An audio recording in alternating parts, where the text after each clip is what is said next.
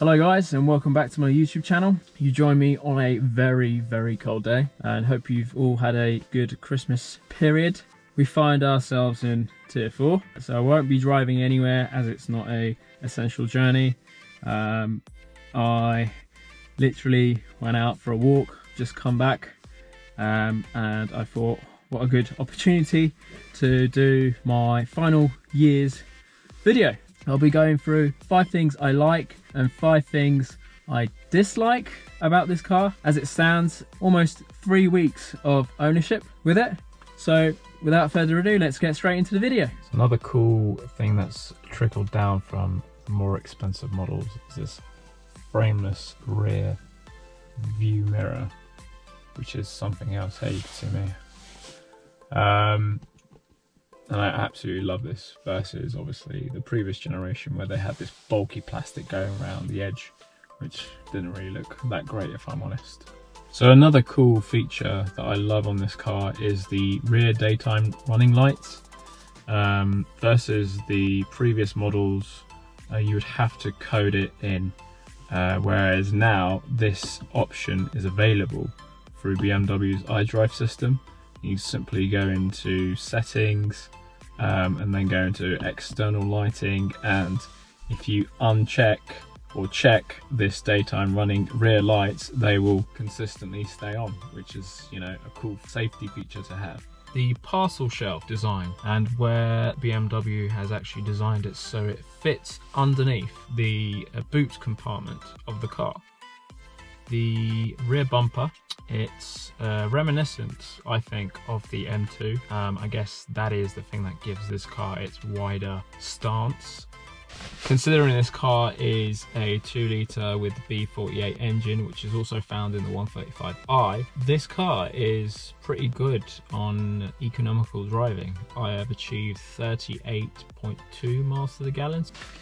Okay, so let's move on to the dislikes.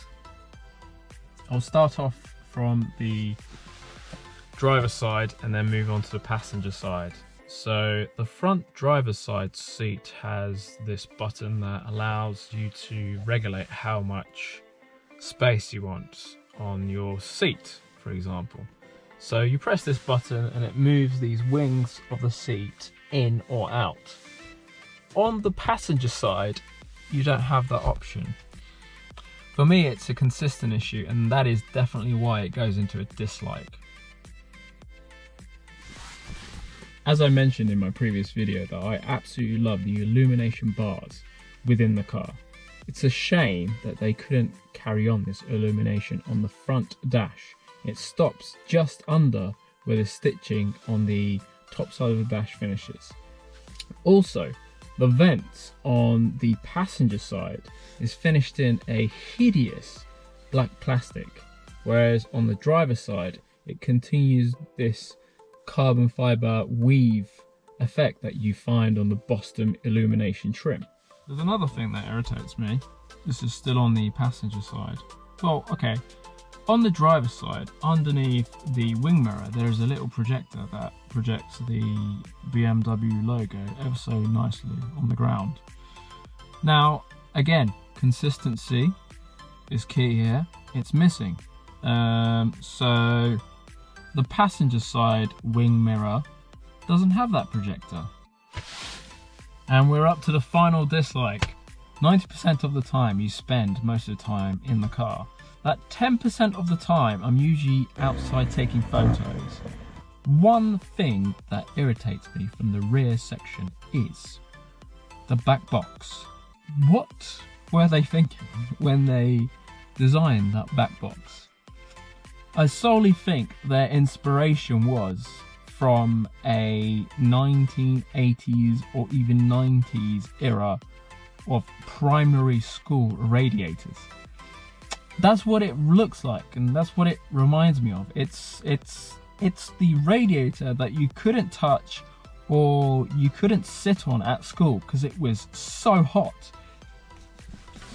Before I sign out with the video, I just wanted to wish everyone a very happy new year, and hopefully 2021 will be a better one for us. I would like to thank all my 94 subs as you guys motivate me to do more videos like this. I will see you guys in the new year. Fingers crossed. Please stay safe, and I will see you soon.